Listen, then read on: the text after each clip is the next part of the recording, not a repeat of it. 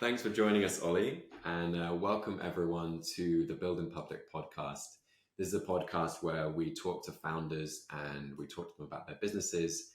And the idea is to share real numbers and the stories behind them. So, really excited to have one of my good friends on today, Ollie, who is the founder and CEO of 303 London, who are an awesome kind of creative and performance marketing agency based in London, as you'd expect. Thanks so much for being here, mate. Why don't you do a quick intro of your own as well? Mate, absolute pleasure. Thanks for having me on. Like you said, my name's Ollie, and I'm the founder of 303, an agency I started in October 2013, which seems like a very long time ago now. So almost 11 years. I've been in the game for a little while. Today we kind of class ourselves as what we call a creative performance agency, which is really about blending creative and performance together for the success of our clients. And we predominantly work with premium luxury brands. That's kind of where we spend a lot of our time. But obviously over the last 11 years, I've worked with various different size and scaled brands. So excited to kind of get into it today. I'm always intrigued by the build in public thing because I've never really done it too much myself, but obviously happy to share what I can share today and try and give some value along the way. Yeah, awesome. It's a funny one, building public. I think it means different things to different people. I kind of came across the concept because I saw people doing it, but I never saw people doing it for smaller businesses. It's always large businesses, and like if they're already at 10 million ARR and like they're getting to 20 million, that's great. But I think it's not very relatable to like the ordinary business. No. And so that's why we wanted to have the podcast and talk about it here. 2013, I can't believe that's like more than 10 years ago. No, When you said that, I was like, oh, 2-3 years ago. You started. Yeah, I mean, I was actually at college at the time, so I was 17 at that point. Wow. And I started the business very much wanting to start in we actually started in theatre of all places. So we wanted to put on theatre shows and kind of produce these shows throughout the UK, and we actually wanted to kind of go on tour globally. And we did that for about 2 years. And in that time, we kind of went through a process of, I was doing a lot of content stuff and content work, kind of trained myself as a videographer and photographer, working with brands, and then doing the theatre stuff as well. So kind of having that creative outlet. And we were more of a production company than an agency. And then we through from 2015, 16 up until 2019. We kind of kept really small. We really focused on the content and the organic social side of things. Team of about 4 people and myself, so really kind of small and nice and kind of simple. And that was our journey from 2015, 2016 till 2019. And then in 2019, I kind of thought, look, I really do want to try and scale this in the way that's kind of, when I say scale, I'm not saying like we want to be like 100-person agency, but for a long time it was a very like lifestyle agency is what I call it, where as a founder, as the leader, you're probably compensating yourself really nicely, which is great, but you're doing a lot of the work. Like from 2015 to 2019, I think I was doing like 3 to 4 shoots a day sometimes. So I would go to like a local gym, shoot content for them, then go to an event, shoot the event, then come back in the afternoon, possibly shoot something in our office/studio, and then the evening do an event. So like that was kind of like a very normal day for me. And then running the socials and then whatever. So that's why we kind of built a small team around that. So we had an editor, we had a social manager, and we actually had 2 social managers. And then from sort of 2018, 2019, like I said, I started to see that I really felt that the need of creative and performance in one place was really key. Around that time, it was really like you've got an ad agency and you've got a creative agency. They were very kind of siloed. Or you had like a really weird thing, which was like everyone just did everything that they could. So that you'd have agencies that like, we do everything, which we kind of, some say we do now, but I'll get onto that in a second. So from 2019, for that first kind of year, I brought someone else into the business, and we kind of like had some plans for it. In 2020 kind of came around, COVID hit, and the world went crazy, but like our business exploded. We kind of 4x the company in about 18 months, I think, in size and revenue, which was insane. And that kind of continued into 2020, 2021. And that's where we probably learned the most around like what it means to grow too fast, because fucking hell, that can really get you. And then 2022 and 23 were more, I would say, challenging years, and then where we find ourselves today is kind of back to some levels of sort of stability and normality. So that's how I kind of break down the last 10 years and 11 years of my life. But it's not necessarily we are the version of 303 today that we were 10 years ago. Like, that's definitely not it. I think I know other agency owners who have been branding agencies for 10 years and they've always been that one thing, whereas we have kind of evolved and put it through. But that's been interesting in its own right. But yeah, where we are today is we kind of class what we have as like an ecosystem. So it's a kind of three-pronged ecosystem. The first prong is creative. So we have a full in-house team on the creative side, and that is videographers, photographers, editors, post-production suite, etc. And then the second pillar.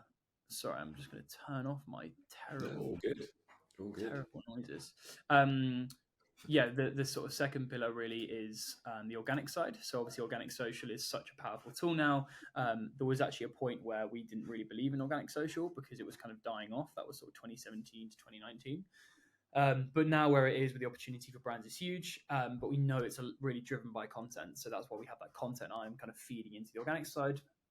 And then it's the same on the performance side. So we have paid search, paid social, and programmatic on that sector. And what that ecosystem really means is it talks to each other all the time, and clients can interact with it in different ways. So you can come to us and we will run your email marketing as an example. And we'll do that very creatively, but also very performance driven. So like that, you can interact with one part of the ecosystem, or as a brand, you can interact with every part of the ecosystem, and we can do everything for you. We don't do SEO. We don't necessarily do huge amounts of things like web builds. We do actually do quite a few a year, but like it's not a primary thing for us. It's more of a initial phase, which we work with a partner on. But yeah, we kind of stick to what we're good at, which I think kind of is a good learning from the last 10 years. But yeah, that's the 10 years of my life blended together. Yeah. Wow. Yeah, it makes complete sense. I mean, I think that if you're not evolving, especially as an agency, then that's probably not a great sign. And I think it's quite a natural progression, the one that you've gone through. We've done something quite similar, which is we started out as an SEO agency, so primarily focused on one marketing channel, just wanted to get really good at the one thing. Yeah. And then if you're good at what you do, people will start asking you to do more for them. And that's kind of what happened with us, is like we realized we started this business to help people grow, which is the same with you guys. And actually we realized that one service on its own might not be enough to help a company grow. And I think, you know, to your point, the ecosystem, I think that's like a real natural progression for any marketing or growth company to start with one channel and then end up being the go-to place where you can partner with companies and kind of help them scale. And I think we've noticed that in B2B as well, that the combination of great creative and performance marketing is required. They're both needed.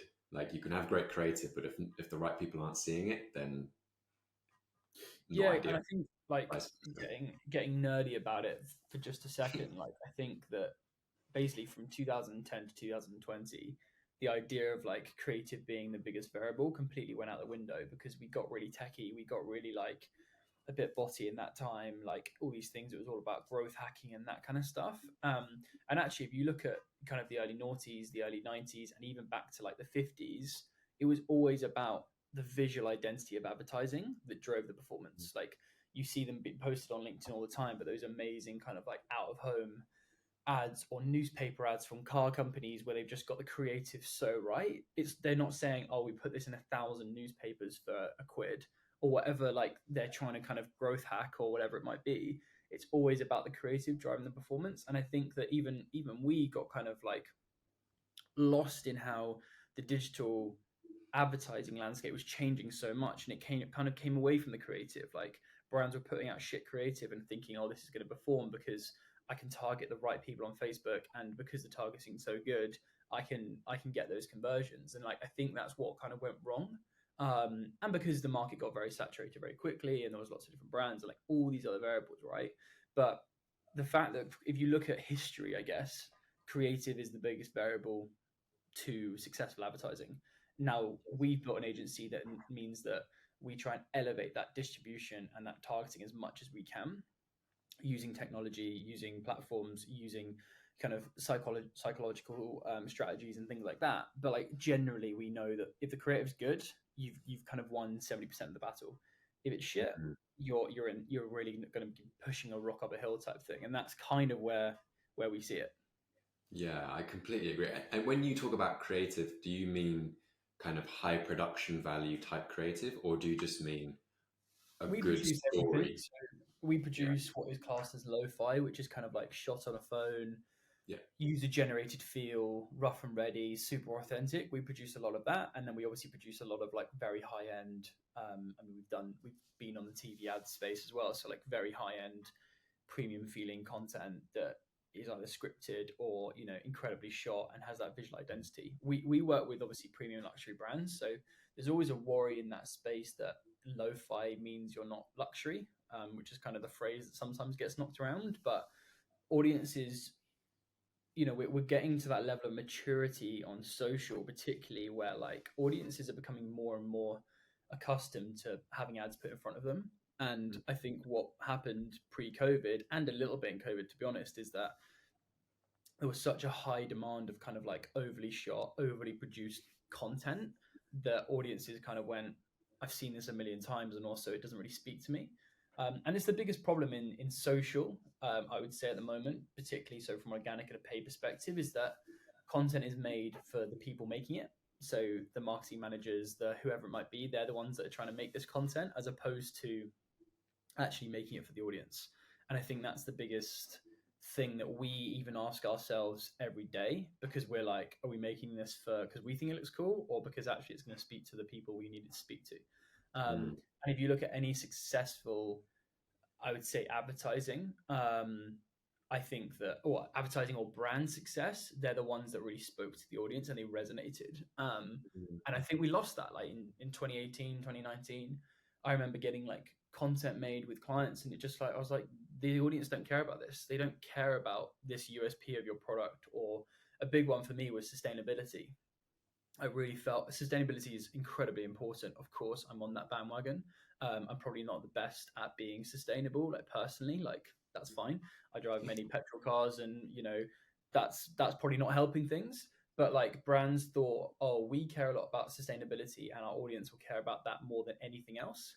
So we'll make all our content and advertising about sustainability.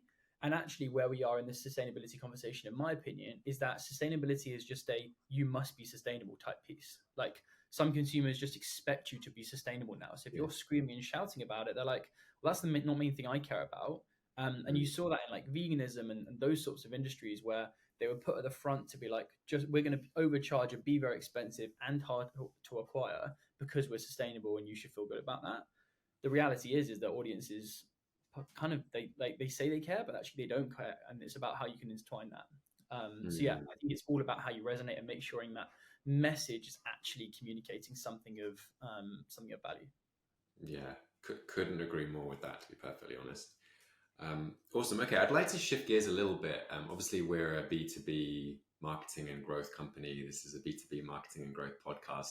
What I'd love to learn about is what is working for you guys right now in terms of your client acquisition Yeah. and kind of how you've seen that evolve and what the market's looking like right now for you. So I think like maybe in terms of what is working comes from what's not working. And I think the one thing for me that is never worked is relying on one channel for a client acquisition. Um, I really worry there's a lot of misinformation about how to acquire clients out there. I really respect, and I was just on a guy called Jordan Playton. I was just on his podcast, and he is kind of an agency. He has an amazing business that kind of helps people build their agencies, and really interesting. He's done like he's a veteran of sort of client acquisition and sales, and he's got a lot of content which is kind of like how to cold call, how to send cold email, like all these other variables. And my view on it is not that that doesn't work, but I really believe that you can't just do one thing. So in our history, we have done, we've gone really hard on like SEO. We've gone really hard and just relied on SEO. And actually, the reality is that the SEO stuff works, as you very much know. That stuff, it does work. The problem is if you just rely on that, it's going to take you 10 times as long to grow. So for us, like we've been in that place where we've relied on events, or we've relied on cold email, or we've relied on referral, or all these things. And actually, what has always worked for us to have sustainable growth, which I think is actually what everyone wants, not just growth, they want sustainable growth. It's about having an omni-channel approach. And for me, that's being everywhere in the industry you want to work in. So let's say for us, obviously, we are premium luxury. We go and we are included in premium luxury events. We go on premium luxury podcasts. We try and have conversations with those brands. We if we're doing cold email, we're very targeted in that. Like it's about making sure that, again, going from what we do for our clients is resonating with the right audiences in the right markets. So I guess what is working for us is having an omni-channel approach. So being in, relying on referrals, great, but also being in the right conversations at the right time. So we, as a team, in terms of our kind of client acquisition team, we go to multiple events a week, if not a month. And we're in those conversations, and not everyone's going to land, but like we're there so that then when we start going for a LinkedIn posting strategy, it's supported by our offline events. So for me, what I do say to other newer agency owners is probably don't just rely on one thing. If it's LinkedIn ads or it's cold email or whatever it is, do 3 or 4 things at a level of consistency that's sustainable. That's kind of the way I look at it. So if you just go all in and spend 30 hours of your working week on cold email, what I would say is spend 10 hours and 10 hours on 2 other things and be consistent with that for 6 months. That's kind of like a consistent omni-channel approach, I think, is the way to do it. I've tried everything. Like there isn't anything I don't think we've tried. I generally don't think there is. We would have tried it in some way and it not work or not do it well enough, or whatever it might be. And that's a lot of the thing with when it comes to client acquisition. I generally think that it all works. When it doesn't work, it's probably because you're not doing it right. And you've got to go through that process to get good at it. So like cold email works. We've won clients through cold email like multiple times. When it's not working, it's because that content definitely doesn't resonate with them. And we're just saying, oh, cold email doesn't work. It's like, no. The way you're doing it doesn't work. And that's a big part of it. And that's the same with everything like LinkedIn. Cool. Our team will be frequently posting on LinkedIn. That starts to work and then it stops working. Or using aggregators starts to work and it stops working. I think for the longevity of business and the sanity of your mind as a founder, I think that having relying on one channel is the way for it not to go your way. Yeah, it's interesting. I mean, I'd say to that, it sort of depends on the stage of business you're at. I think obviously Jordan, he's speaking to a lot of newer business owners, maybe first-time founders who are launching their first business as a marketing agency.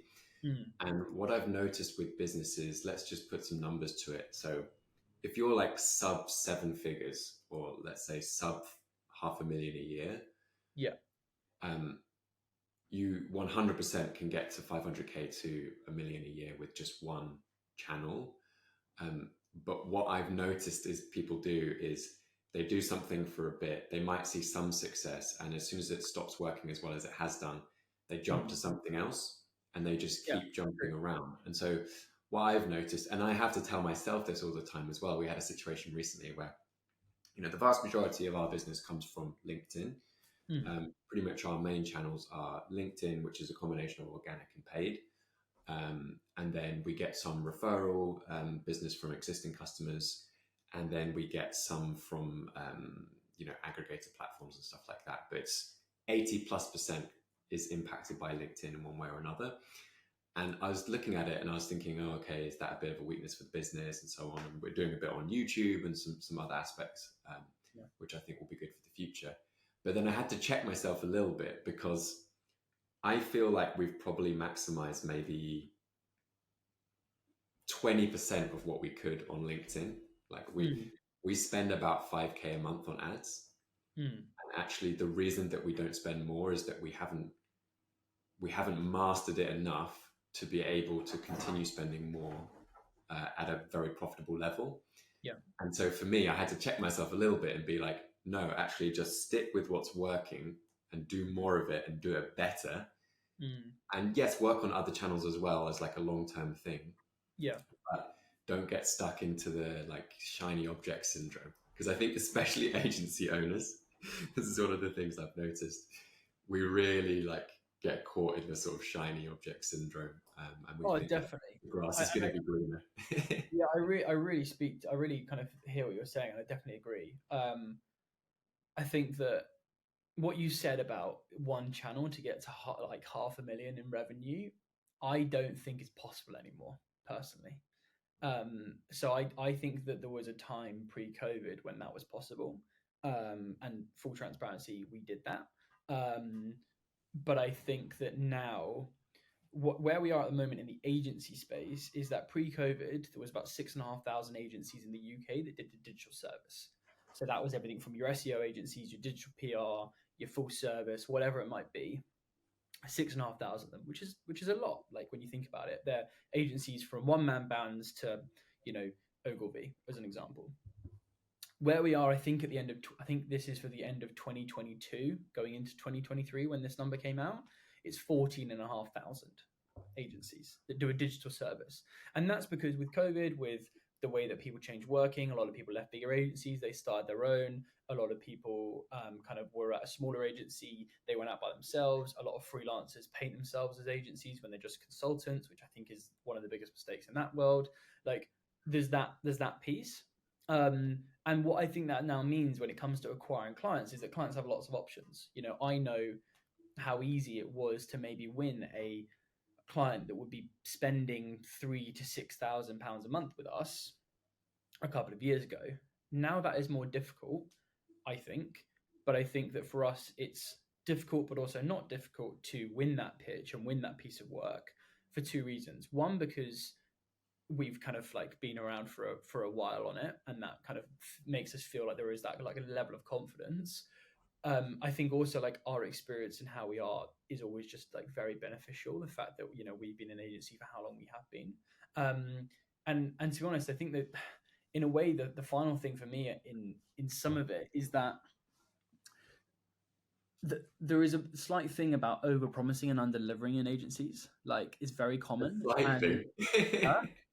A slight thing, did you say? Yeah, I mean a massive fucking problem, basically. But I think that like the over promising and under delivering, what we're starting to see is that when you're competing against other agencies in that pitch process for that level of client, the ones that you tend to lose, like 50% of them, when you find out why, it's because they've overpromised what they can do. And we know margins, we know how much you should be paying a head of client services, or you should be paying an account manager or organic social manager or whatever it might be. We know those rates, and they're pretty flat across most of the industry, generally, like speaking. They're actually probably less than some of the bigger agencies, but that's a topic for another time. But I think with all that in mind, like you just can't deliver like organic social for 500 quid a month. Like I did that in 2015. Like you just can't do it. Like there isn't the margin there to do it. It takes time. It's a time resource thing. So for me, when it comes to kind of like that, what you were saying about one channel to grow it, I think that it comes into the fact that you need to have quite a few opportunities around you because the markets are more competitive. So like you might be able to get 500k pipeline by using one channel, but when it comes to that conversion rate at the moment, I think the conversion rate is much harder. There's more competition in the market. I think that number is going to decrease. I think we're still at the end of a bubble that I think might be about to pop. Unfortunately, I think because of what happened in kind of late 22, early 23, I know quite a few people who have had to kind of close the doors on their businesses, which is a great shame and an incredibly tough experience to see. So I think that's starting to happen, and people are realizing that actually running an agency is incredibly hard. Like it's not easy. I'm not trying to say that neither me or you are wizards, but like it is not easy at all. You're managing people at all aspects, and you're also having to run a very complicated business in some regard. And it's all about people. And if you don't have the right people or you can't maintain the right people, it makes it very tricky. I totally agree. I absolutely agree with that. So if we talk about your marketing right now, if we can, you might not have the data or anything, but you said you're omni-channel.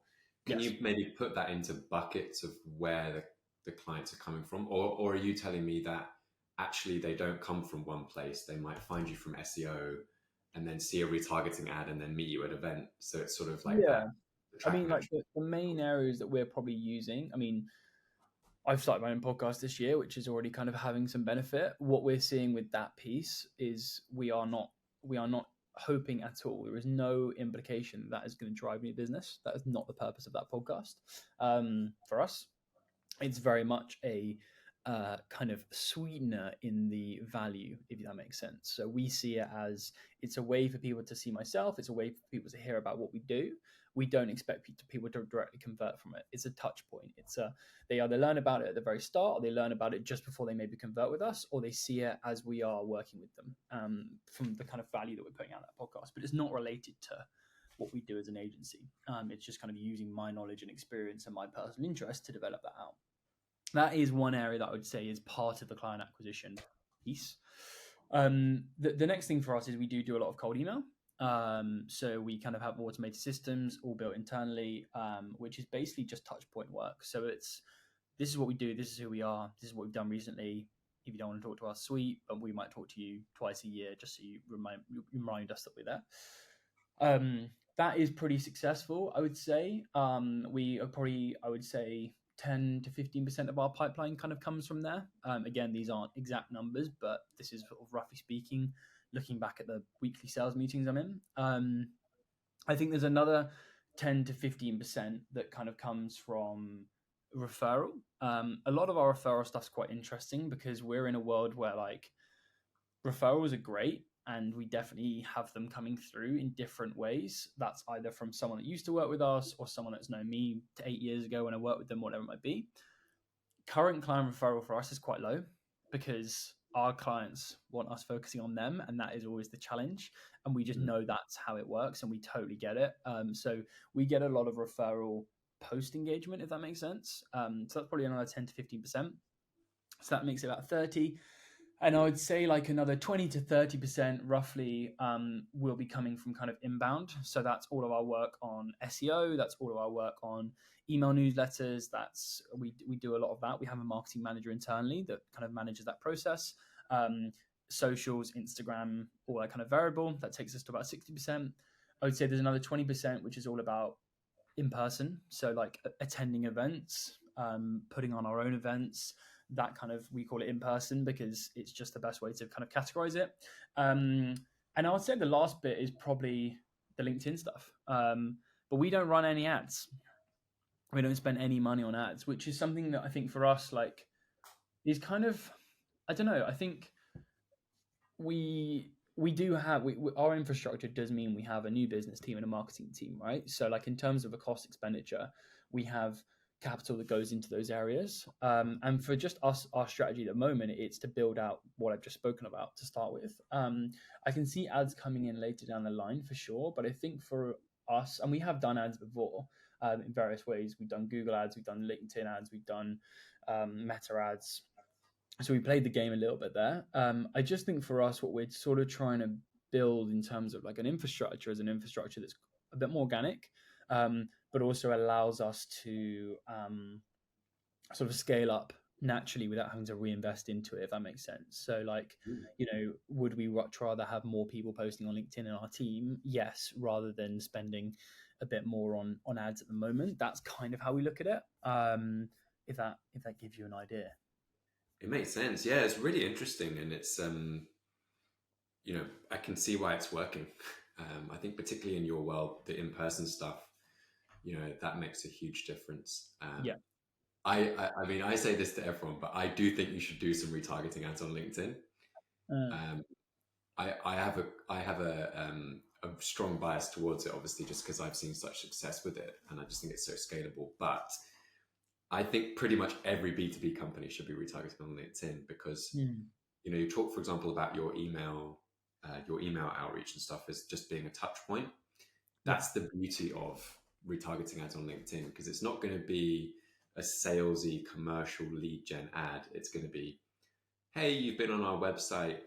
Here's a case study of a customer that we've been working with, or here's my latest podcast, or here's a bit of thought leadership content. And it's just that kind of front of mindness. Yeah. And you could do it for like a few £100 a month. You could do that. But, you know, I'm not here to sell LinkedIn ads to you. I'm just here to pick your brains.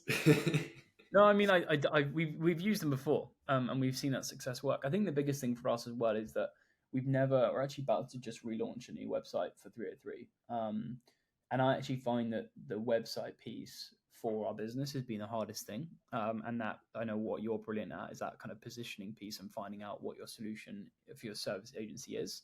And what I described at the start about like our ecosystem, that's something we've had for a long time, but it's only about a year ago we kind of like really locked that in. So yeah, I used to live in a world, and here's a fun little story where I would be like winning clients in Instagram DMs.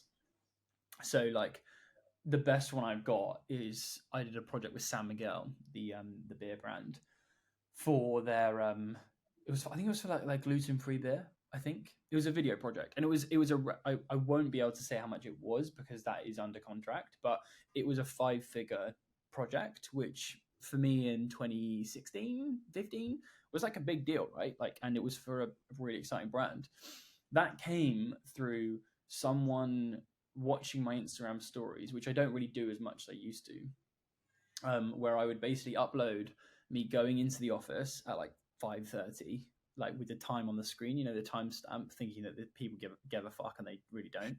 And go into the office, kind of document my day from like showing my screen editing, going out on a shoot, sitting with a team, like just documenting it, thinking people gave a shit, right? And to be honest, I did this for like a long time, like probably 2-3 years. I think up until COVID, I really did this quite a lot. Wow, that's And impressive.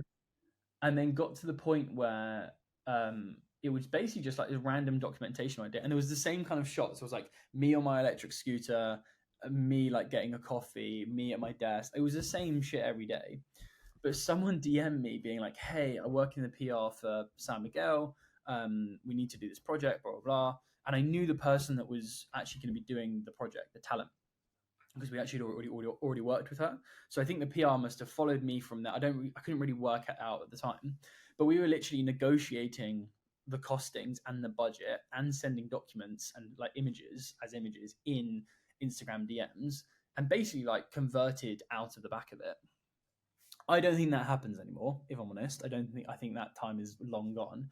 But like that was the point that we kind of like were at a stage where again the touch point thing was kind of really, really coming through. But that's the world we used to live in, which was fucking Yeah, awesome. that's wild. And it's different now. And there was loads of other examples like BMW, um, Herbal Essences was another one that kind of came through that channel, if you will. But yeah, like it's just a different ball game now. But we did everything from then going onto the LinkedIn side, and I think LinkedIn's really interesting at the moment. I just got given a top voice badge, and I have no fucking idea why. Like, I generally shouldn't have that badge. Like, Congrats. I generally I do not post enough, considering like people like you, how much you post, and good valuable content. I should not have that badge. Like, I'm completely just like winging that. I don't even know how I got it. Like, I feel Who bad. paid to get that? Mate, honestly, I think I owe someone a lot of money for it. But I wouldn't be surprised if it goes at some point. I wouldn't be that shocked. Anyway, but like LinkedIn as an example, like I think it's a really interesting place at the moment because I actually think LinkedIn is what Facebook could have been. Like that's how I look at it, is that what it is now, which is kind of a B2B yet personalized. People are getting really open and transparent about it, which I love. And in the essence of kind of building in public, that's happening a lot there. I really think that's what Facebook could have turned into. Like Matt, I think that's what they missed a trick on. I know Facebook has got a different priority, and LinkedIn obviously had the opportunity to build it. But I think at the moment, LinkedIn reminds me of Instagram in 2014, where it was just constant self promotion and constant kind of like, Yes. I'm doing this, I'm doing this, I'm doing this. And I think the content's different in the way that like people are really trying to think about how they can give value, etc. And I know some of the bigger creators on LinkedIn and how they look at it. And it's an incredibly like powerful platform. But I think that it's one of those from an ad perspective where it is the most expensive platform for ads, right? Like it's because it's so Right. targeted and kind of built out.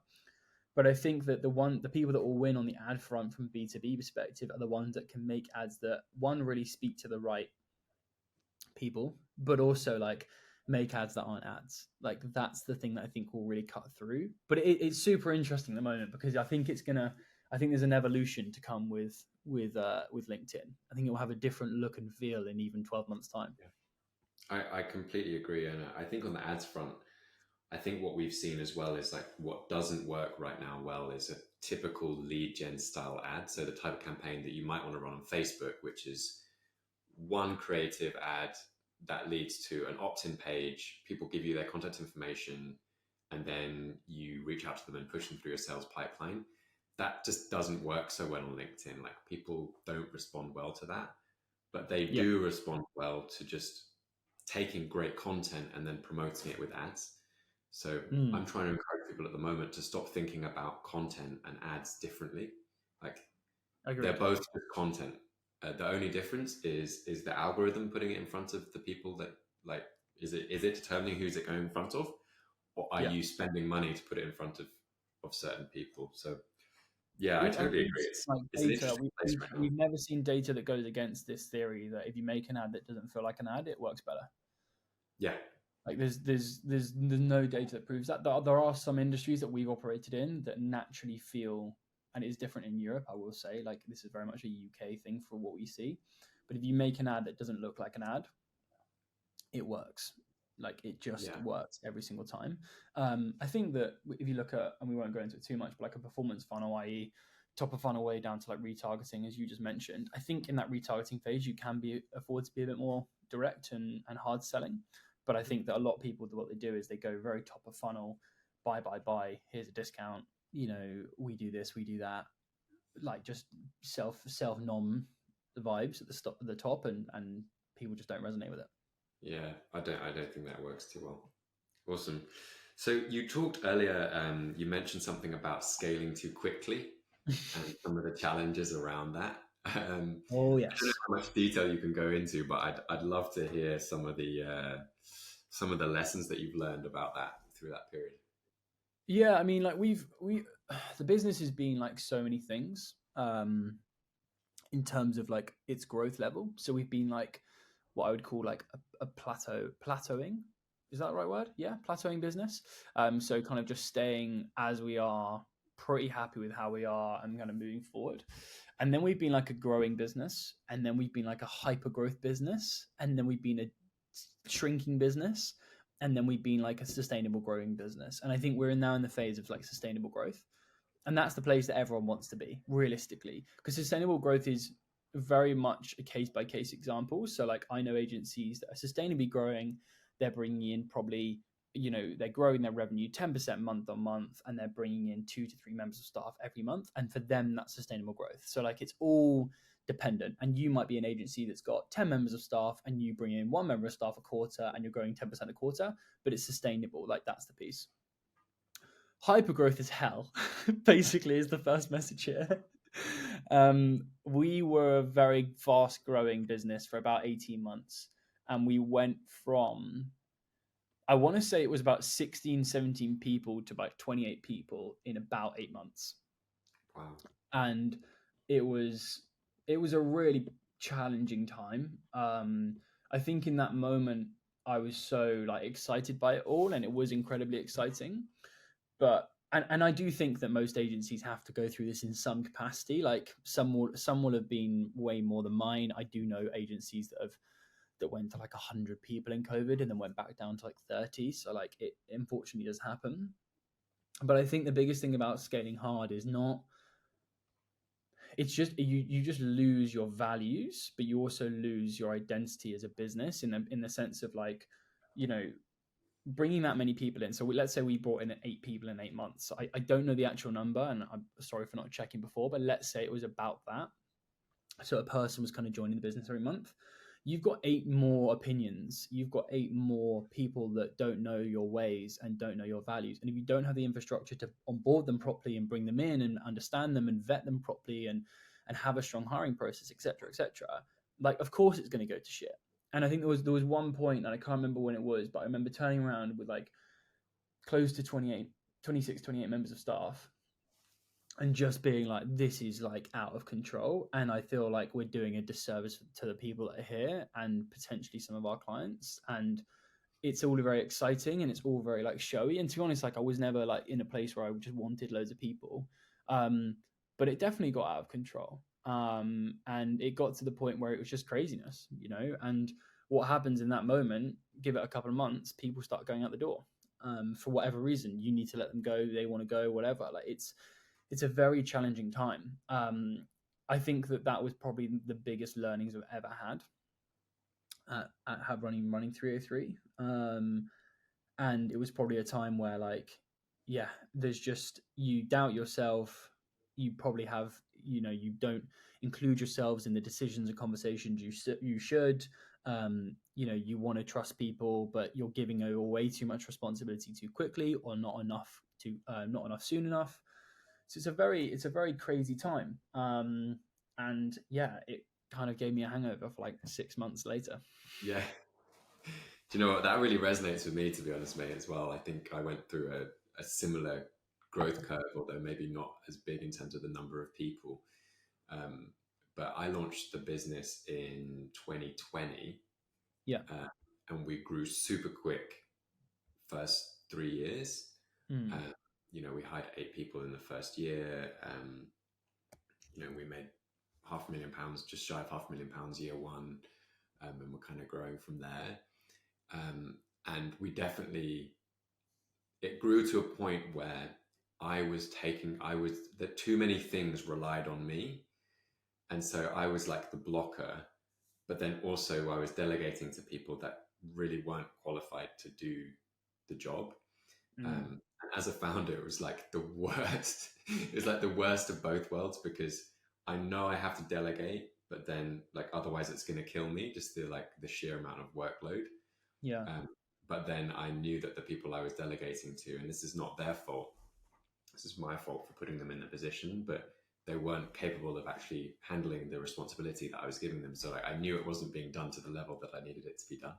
And so I would say, yeah, for me, we're very much like back on track now as a business as a whole. But I think probably, if you were speaking to me 6 to 12 months ago, I would have been saying like, this is one of the more difficult periods of my life so far for that reason. Do you know what I think? Like, I've got a few core values as a founder. I believe everything's my fault. I do believe that. I think that, as you just said, like, you just got to have that attitude. If you can't sit with that, and there's moments where I definitely haven't been able to acknowledge that for sure, but like, everything's your fault, and that's just the easiest way to do it. As soon as you get comfortable with that, life actually becomes quite simple. So that's the first thing. But I also think that fucking founders, man, they beat themselves up a lot in those situations. Like, I've seen other founders do it, and I've seen people in my team really like try and run like cool, I've never run a team of 5, I'm going to try and run that team, or what it's going to look like. And yeah, it's not going to fucking work out. But like, of course it's not. Like, you're not going to get it right first time. And the one thing I do have a slight issue with, and this is always having in mind that everything's my fault, is that if you're a member of team joining an agency, a business that's new and it's a fresh and it's a startup, know what you're joining. Like, understand that bit. Because if you don't understand that bit and you have expectations that, cool, I'm going to join a growing agency that's gone from like 16 to 28 people, whatever the numbers it is, right? Like, that's what I'm joining. Of course, we don't have a solid HR system. Of course, we haven't worked out, what the reporting structure is going to be on like that level of, I don't know, that piece of work you're doing. Of course, we don't have a process for pre-production that's kind of completely worked out. I do just think that the understanding of what you're joining as a member of staff, bear in mind, I've never been that, ever. I've never had a job, so I don't know what it's like. I only can see what it's like from the people that I've been in my teams. I just think there's a reality of like, understand what you're walking into, because otherwise what happens is you go in and you just have a shit time. You just have a really challenging time where you've told yourself, oh, this is really cool, I'm going to be joining this. And that's why in interview processes, like, I've been on, we're hiring for a couple of roles at the moment, and I'm super open on it. They're like, what's your culture like? I'm like, this week, shit, because everyone's stressed out about this thing that's going on at the moment, and we're going through it. Like, that's the reality. I'm not going to just tell you it's sunshine and rainbows. How hard does your team work? They work really hard, and sometimes they're working too hard, and we're trying to work out how we can fix that. Because it's just otherwise, and I think it's probably, again, my fault in when we were hyper growth. Like, people I could tell were joining and they were expecting something, and within a week it was something completely different. And that leads you as a founder to then beat yourself up that you're not good enough.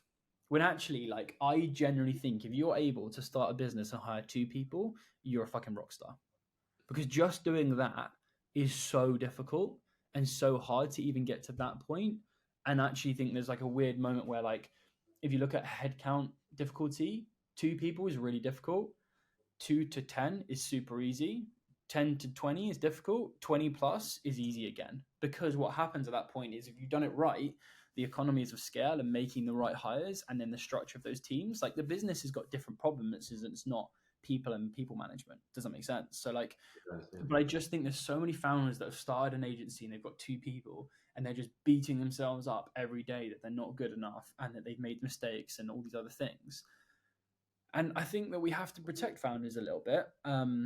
Well, quite a lot, to be honest. I think that pre-COVID, there was an imbalance in the way that employees were treated in the UK. And I think that kind of like up until sort of 2019, it was an attitude of like overwork, you should be lucky, no trajectory, whatever. And I think that ever since COVID, when people realize their options, the scales of kind of like, let's call it fairness.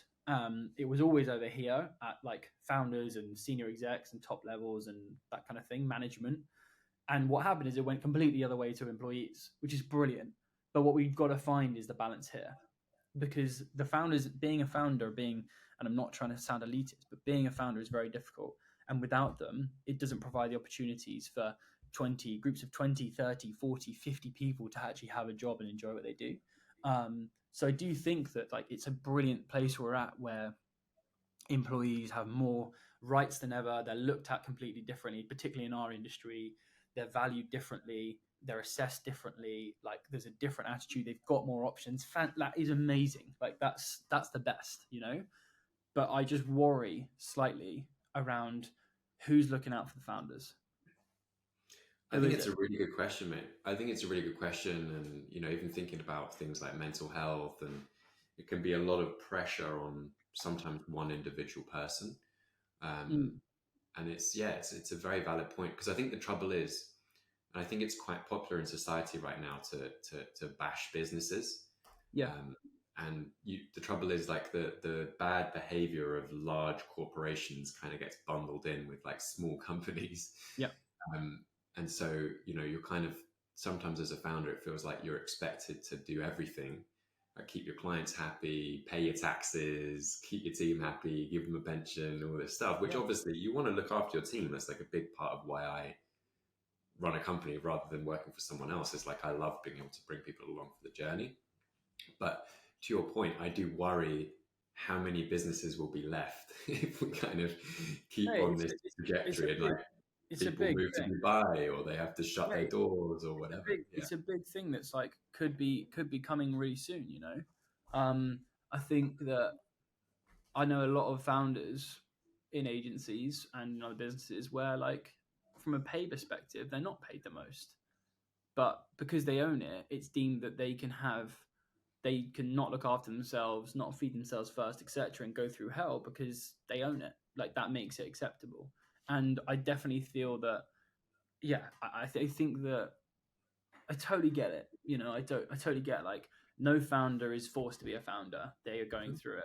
My point is that, like, if we don't look after them as a group of people, like loads of my clients are just founders. Like we have clients who the founder is one of the people involved with us on a frequent basis. And if you don't look after them and we don't find a way to balance that sort of scale of, like, you know, what it should be. And I think that you're right, the bigger corporations, I think social is a big part of it. Like a guy called Chris Donnelly, who is all over LinkedIn frequently and has grown that massively and was involved in my business for a short period of time. You know, he's made some amazing content on bad bosses and like all those variables. But and I really like stand behind that. Like some of the stuff that he's showcased is not good. You know, it's not positive. But at the same time, I always worry that that's making it so that, you know, teams and employees think that they should have everything possible at the detriment of a founder. Like that's the bit that I worry about. And I don't totally get it. And I think that, you know, as an agency, we've had great culture, bad culture, rubbish culture. We've had, great pay, bad pay. We've made all the mistakes you have to when you've been around for 10 years. Like, you've been many versions of it. We've not given like the right benefits. We then rethought our benefits. We thought our values. We never had values. We then brought in values and we tried to stick to them of like, actually, what are our values and what do we stand for? We've been through all these motions. And I think that, what I really worry about is that management and founders, you don't really hear what founders actually think publicly. you know you don't hear it. You don't hear about, and I do, and I have my own thoughts. The biggest worry for me is that younger generations are going to have less opportunities in a couple of years because they're going to demand a lot in early stage entrance jobs, in small startups and smaller businesses. And it's a worry for me because I've been in rooms with founders who have said, and I'm never going to mention who they are, but have said, I actually, when younger people walk in the door in their 20s, I'm a bit worried that they're just going to demand loads from me. And that puts a stereotype on them that means they won't be given the opportunities that they should be. I've hired 18-year-olds and I've hired 40-year-olds, and there's a different scope of it. And there's a guy at the moment in my team called Sam. He started as my intern. He now is my senior creative 4 and a bit years later, which is amazing. Like, giving opportunities to younger teams is great. But there is conversations happening with founders and business owners where they're like starting to go like, all this group, this cohort of people, younger people fresh out of uni who've been absorbed on social to say like, we should get this, we should get that, are walking into my 5-team startup and demanding all these things. Otherwise they're not going to join, or they join and then want them and they're not coming to understand our business and understand who we are before. And then we're in a pickle where we can't deliver that, and then we feel fucking bad, and then they want to leave, and that's not good. So it's really difficult, if that makes sense, what I've just said. Like, it's a really difficult piece, and I really stand behind the fact that like I'm really happy actually where like employees and teams are now valued. I think it's changed so much for the better, but there's a worry for me that like I think it's bad if we put them out. Do you know what I mean? Or they put themselves out of the conversation. That's always just a concern, because I've seen the conversation happen like a few times, and I'm like, shit.